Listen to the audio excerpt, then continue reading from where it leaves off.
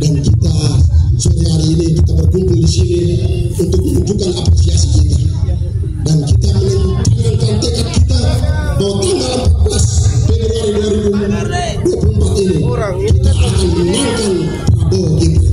Tepuk tangan dulu. Luar biasa bahwa Pak Prabowo Gibran enak taruh suke foto kita sendiri ini ada sekian partai memang, dan partainya besar-besar juga, partai koalisinya pemerintahan Jokowi. Taruh begini Jo. Kalau kalah itu saya kira mereka juga tanggung malu semua, kita semua juga malu semua, apalagi pimpinan partai semua di Lembata juga malu kalau Prabowo Gibran kalah di Lembata. Sepakat tidak ini? Termasuk para caleg semua juga malu juga kalau kita sosialisasi sendiri baru lupa untuk mau menangkan Prabowo Gibran. Saya ini kampanye dari desa ke desa, konsolidasi dari desa ke desa juga, baik di Lembata maupun di Flores Timur. Saya mau ceritakan saja bahwa kesan saya seluruh rakyat menghendaki supaya Prabowo Gibran menang satu putaran. Tepuk tangan dulu. Saya tidak pernah temukan rakyat yang menyatakan bilang dua putaran. Tidak ada. Mereka mau untuk cukup satu kali Bapak. Kami mau tidak mau direpotkan lagi. Kami mau urus kami punya kebun. Kami mau urus kami punya pekerjaan. Untuk apa kami harus mau pemilu ulang-ulang? Kami tekad untuk hanya satu kali putaran. Kita menangkan Prabowo Gibran tanggal 14 Februari 2024. Semua yang hadir sepakat tidak? Kalau rakyat sudah menyatakan begitu, kenapa kita harus melangkah bertolak belakang dari rakyat? Rakyat sungguh merasakan tentang programnya Jokowi. Kan masyarakat sendiri tahu bahwa paket yang akan mengusung program lanjut dari program Jokowi hanyalah paket Prabowo Gibran. Mereka tidak mau kehilangan program tentang itu bantuan tunai. Mereka tidak mau untuk BLT-nya hilang. Banyak kesan mereka. Banyak juga tentang PPI, KIP mahasiswa. Itu programnya Pak Jokowi. Dan itu mereka mau bahwa program itu terus berjalan. Dan hanya itu bisa dilakukan oleh Prabowo dan Gibran. Tepuk tangan semua ini. Tidak ada. Kalau ada paslon lain yang mengklaim tentang itu, saya kira itu tidak ada dalam catatan itu. Dan saya kira itu komitmen para seluruh rakyat di Indonesia. Tadi memang survei membuktikan bahwa di NTT itu ada 54% menang Prabowo Gibran. Tetapi di Flores dan Lembata itu cuma 40 lebih saja. Ini menjadi PR bagi kita semua. Tapi saya kira untuk kita keliling, setelah kita caleg-caleg bergerilya dari desa ke desa, seluruh tim sukses Prabowo Gibran, koalisi besar ini bergerilya dalam sekian waktu, saya kira kita akan membalikkan ini. Kita bangun komitmen sekitar 60% harus menang di Lembata. Tepuk tangan dulu 60%. Iya. Rakyat jangan disusahkan. Bapak-bapak koalisi partai Indonesia Maju yang sebelumnya, kemenangan Prabowo dan Gibran di Lembata sangat ditentukan oleh kita bersama. Para caleg dan juga Bapak Ibu semua yang hadir pada sore hari ini. Saya kira kita ini tinggal sisa waktu 8 hari. Mari kita terus berkonsultasi dengan masyarakat. Kita bangun komitmen untuk satu putaran, untuk tidak merepotkan rakyat. Dan sebagai akhir dari pidato politik saya pada sore hari ini, saya hanya mengutip kata-kata dari Khalil Gibran, seorang pujangga besar Libanon. Dia bilang begini, apabila cinta memanggilmu, ikutilah dia, walau jalannya terjal dan berliku.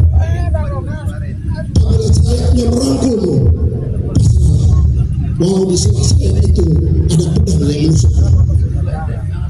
Apabila Gibran dan Prabowo memanggilmu pada tanggal 14 Februari, datanglah dan coblos nomor 2, karena walau ada banyak tantangannya.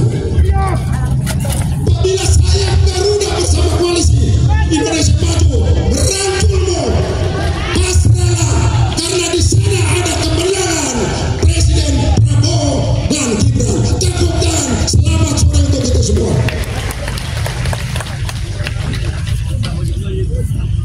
Luar biasa, seorang 11-12. Bapak yang sayang saya atau saya yang sayang Bapak ini? Oke. Prabowo, Gibran. Oh ya. Oke. Prabowo, Gibran. Benar. Prabowo, Gibran. Satu putaran. Ulang. Prabowo, Gibran. Benar, satu putaran. Prabowo, Gibran. Benar, satu putaran. Oke. Baik, ini saya dari tadi semangat-semangat Jo, saya melihat sebentar kamu nilai saya 1 ya. Siapa yang mau nilai saya sini? Mau nilai 2, 5. Itu paling saya. Siapa yang nilai saya? Siapa? Oke, kita sambut orator politik kita yang berikutnya.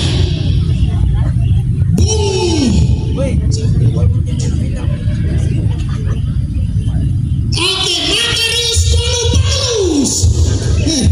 Untung dia punya bos ketua DPR walaupun saya ingat. Terima kasih. Selamat sore semua. Kalau kita sepakat satu putaran, itu kita hemat uang negara. Saya baru-baru dalam perubahan anggaran di DPRD Kabupaten Lembata. Setelah APBD Kabupaten Lembata perubahan disetujui DPRD dengan ketok palu persetujuan DPRD, sebenarnya APBD sudah dikunci. Sampai di provinsi, surat muncul dari Menteri Dalam Negeri mengarahkan dan mewajibkan seluruh provinsi dan kabupaten di Indonesia wajib menganggarkan 40% anggaran di perubahan APBD untuk pemilu. Apa yang terjadi? Jalan Belang Lama Nobel close, ditunda. Jalan Sambung Urut tutup dulu, ditunda. Karena semua paket pekerjaan yang belum diikat kontrak dengan pihak ketiga dikumpulkan uangnya untuk membiayai pemilu. Kalau itu kita berniat untuk satu putaran. Bapak Mama bayangkan kalau itu jadi 2 putaran cetak surat suara ulang.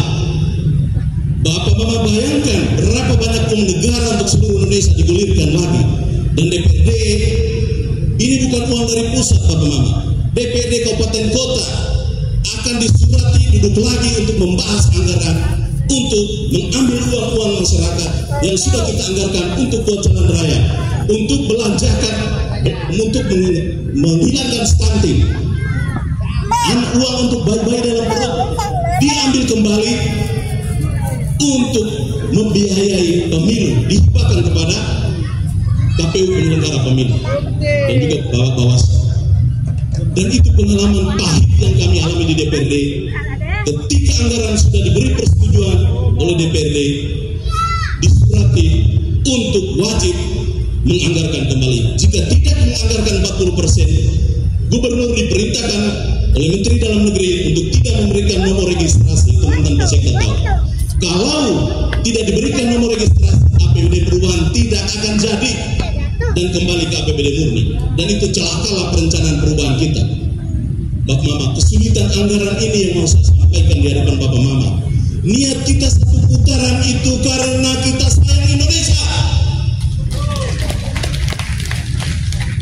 Bukan teriak basa-basi. Kita sayang karena kita lagi susah uang. Bapak Mama lihat hotmix di mana-mana, seluruh jalan masuk kota sudah di hotmix. Bapak Mama dengar ada uang yang kita pinjam, yang realisasi pinjamannya 212 miliar. Pernah dengar itu? Kita bayar setiap tahun anggaran, kami harus anggarkan 30 miliar untuk memberikan kembali kepada negara melalui PT SMI, menutup utang yang kita pinjam. Itu untuk Lembata saja. Bapak Mama alami di desa kemarin, dana desa sempat tertunda. yang kepala desa datang demo. Itu ketika kami mau menganggarkan untuk kembalikan pinjaman. Betapa susahnya kita. Ambil contoh paling kecil, kangkung di sawah Waikomo menjadi kering karena orang susah beli. Sampai saat ini tenaga KSO, tenaga-tenaga yang mau dikontrakkan kembali belum bisa dipanggil. Kas daerah kita lagi susah, kas negara kita lagi susah. Kesulitan uang negara ini bukan dipikirkan oleh pemerintah saja, bukan dipikirkan oleh DPR saja, tapi seluruh kita ini harus berpikir tentang ini. Kita jangan gagah-gagahan di negeri yang lagi keteteran begini. Dengan situasi ekonomi negara seperti ini, kita butuh pemimpin.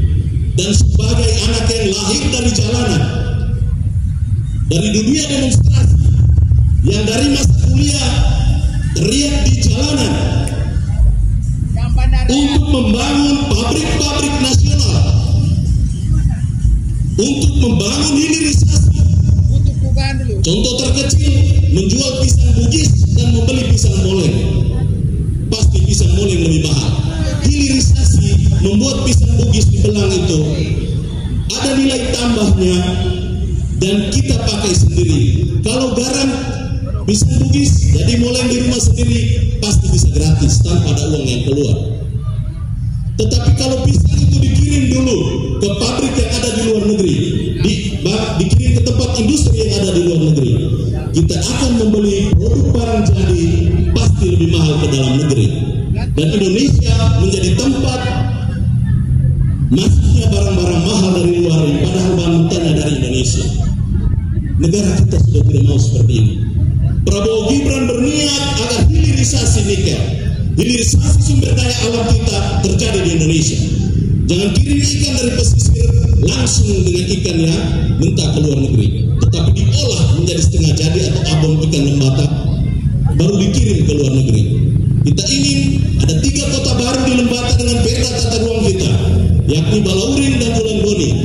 Kita bangun agar Wulandoni juga menjadi sentral industri ikan. Dan itu pemerintah sedang dorong itu.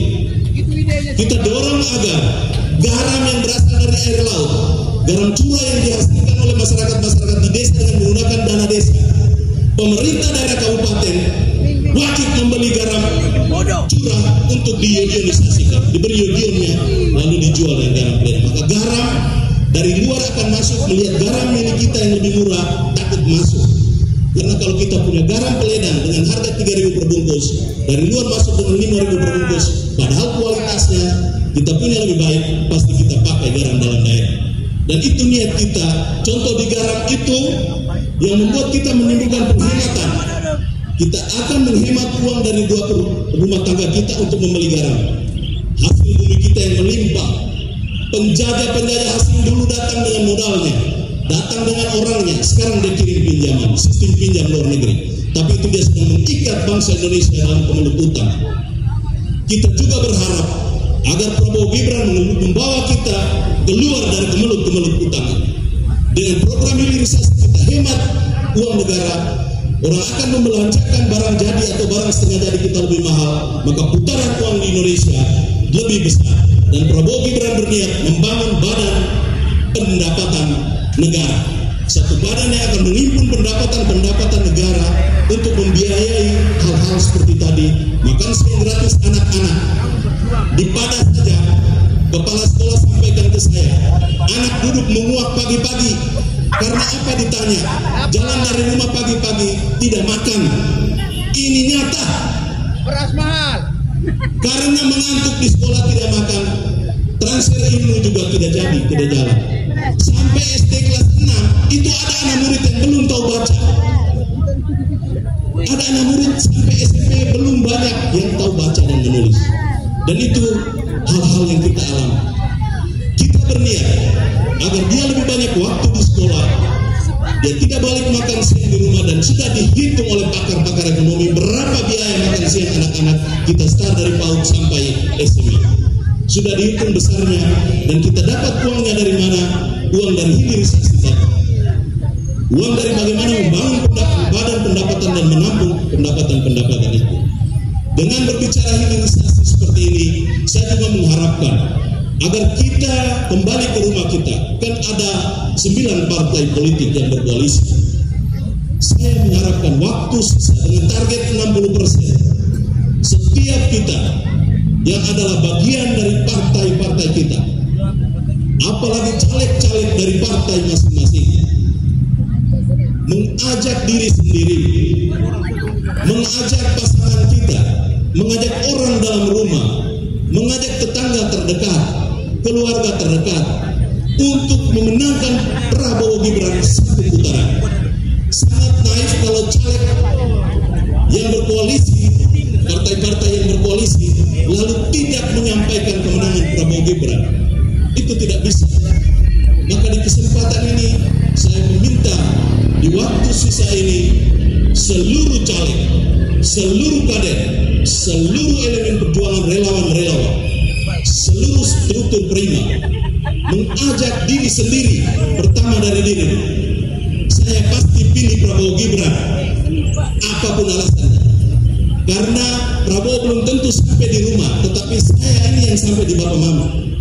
Saya ini yang sampai di Padang, Prabowo belum tentu sampai di Padang. Tetapi kita mengajak orang-orang itu. Perlu saya sampaikan itu agar kita satu frekuensi. Karena waktu makin dekat, jangan kita ditipu isu mainan tahunan. Pelanggaran HAM. Dulu itu Prabowo pernah pakai dengan Megawati namanya Mega Pro. Tidak ada bicara pelanggaran HAM. Ini perlu saya sampaikan. Gerindra juga sempat mempertimbangkan bagaimana kita mengakhiri isu-isu liar seperti ini, mau paketkan Prabowo dan Ganjar. Ini perlu saya sampaikan. Karena kami Gerindra yakin bahwa kalau paket dengan PDIP, isu ini pasti tidak ada. Ini perlu saya sampaikan secara nasional. Karena kami yakin seperti itu, maka suatu waktu di Kebumen dalam areal sawah itu berjalanlah Jokowi, Prabowo, dan Ganjar. Masih ingat berita itu? Berjalanlah mereka bertiga tanpa ajudan dan meminta mereka berdua mempertimbangkan siapa yang presiden, siapa yang wakil. Jokowi balik tanya, gimana? Sudah selesai? Prabowo sampaikan, saya calon presiden. Bagaimana Pak Ganjar? Saya tanya Ibu Mega dulu. Kalau tanya Ibu Mega itu tidak jadi, Jokowi bilang. Maka kita bisa ranjang. Dan kita sudah siap bahwa kita akan menghadapi isu mainan tahunan ini.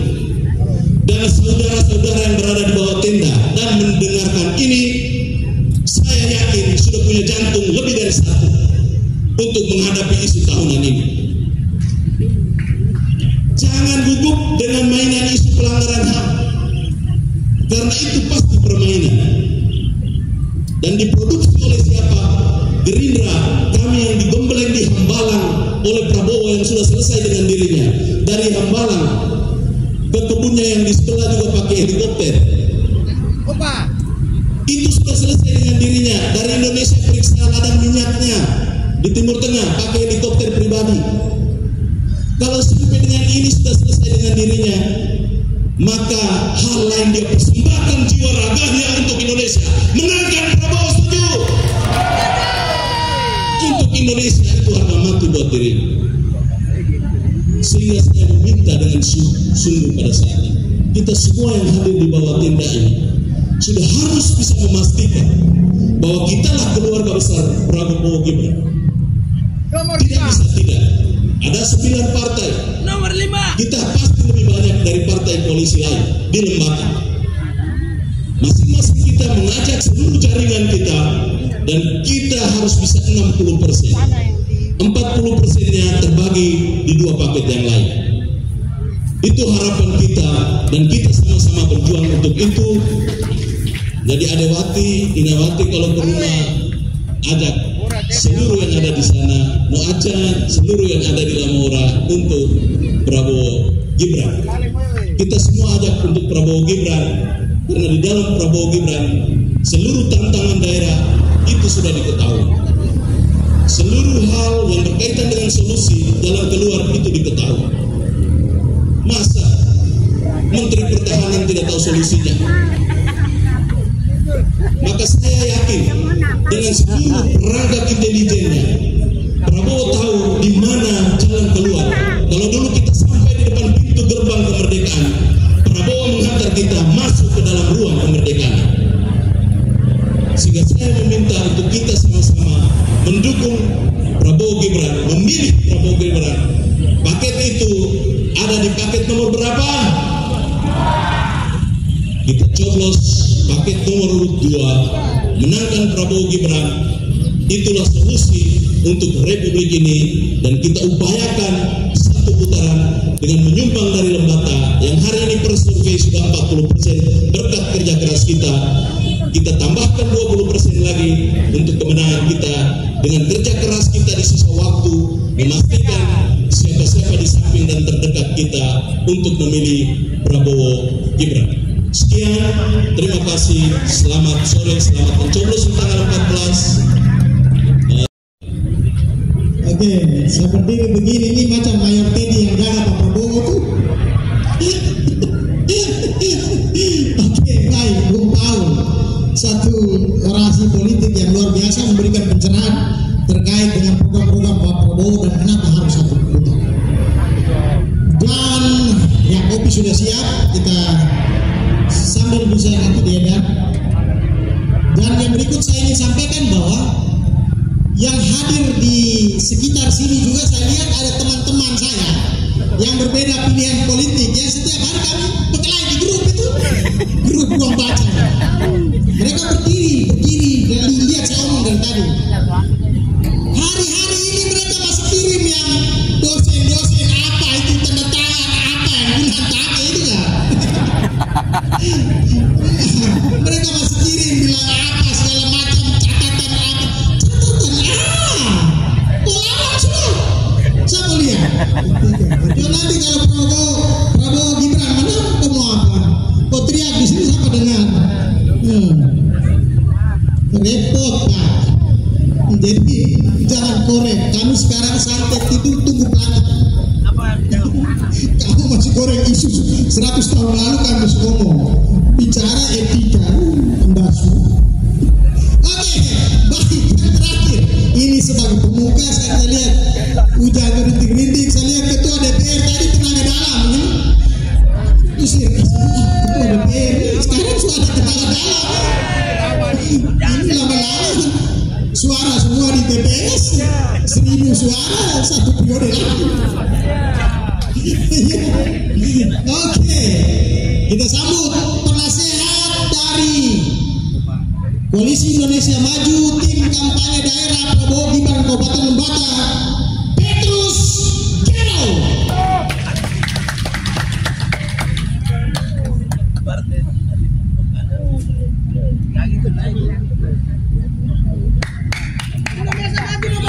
Assalamualaikum warahmatullahi wabarakatuh.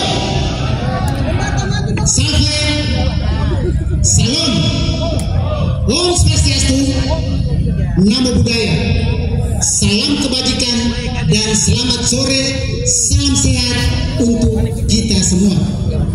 Yang sangat saya hormati kakanda saya, Abangku Fian Burin, tepuk tangan untuk beliau.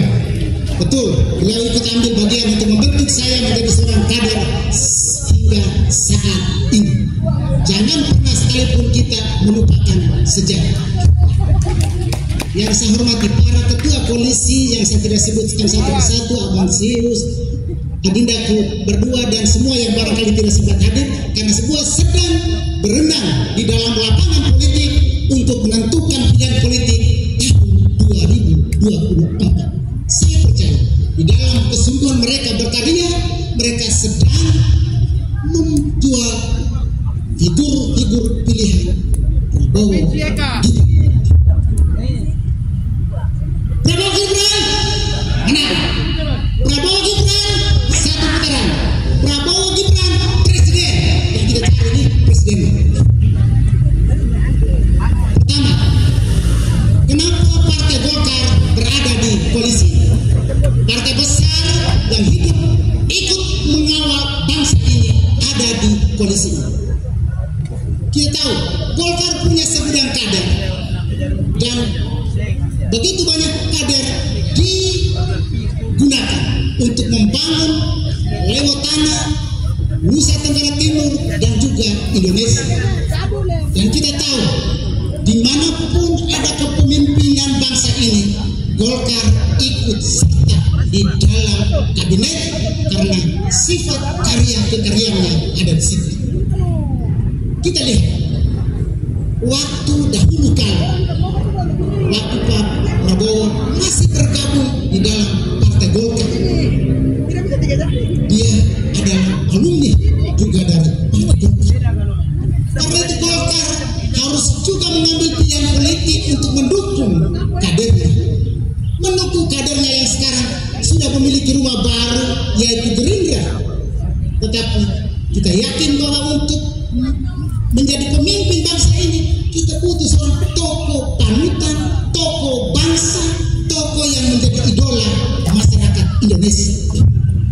Karena itu ketika Golkar mengambil pilihan politik untuk memberikan dukungan kepada Prabowo dan Gibran, disitulah secara struktural DPP Partai Golkar di Provinsi NTT sekarang diketuai oleh Pak Emmanuel Melkiades Lakalena dan juga sampai kepada di kabupaten, kami semua tegak lurus untuk mendukung Prabowo Gibran.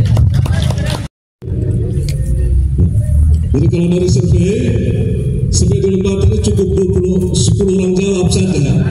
Kalau 8 orang bilang Prabowo itu benar.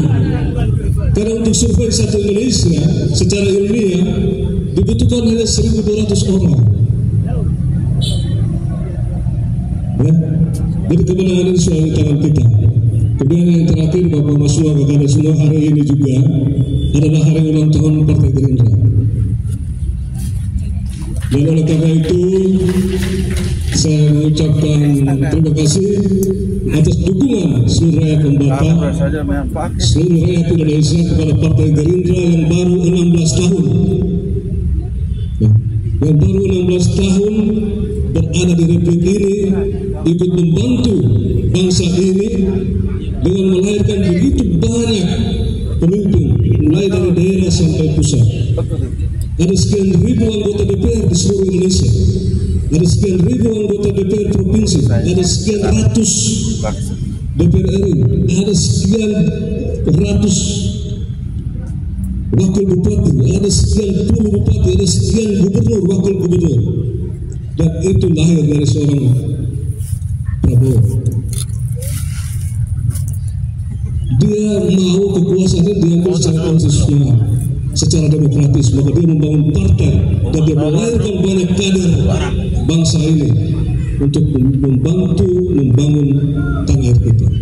Oleh karena itu, dari lubuk hati kami yang paling dalam, kami mengucapkan terima kasih dan profesiat untuk teman-teman dari Partai Gerindra karena kita hadir masih ada dan dipercaya oleh rakyat. Dan di lembaga ini kita punya perintis pendiri Partai Gerindra yang sudah almarhum.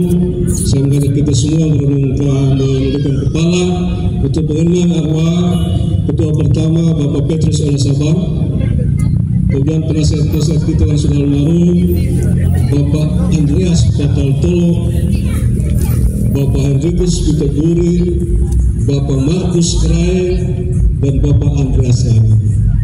Orang tua-tua itu yang mengawal kita sejak awal dan mereka sudah tidak ada. Dan oleh karena itu kita berdoa semoga mereka semua berbahagia di sisi Tuhan.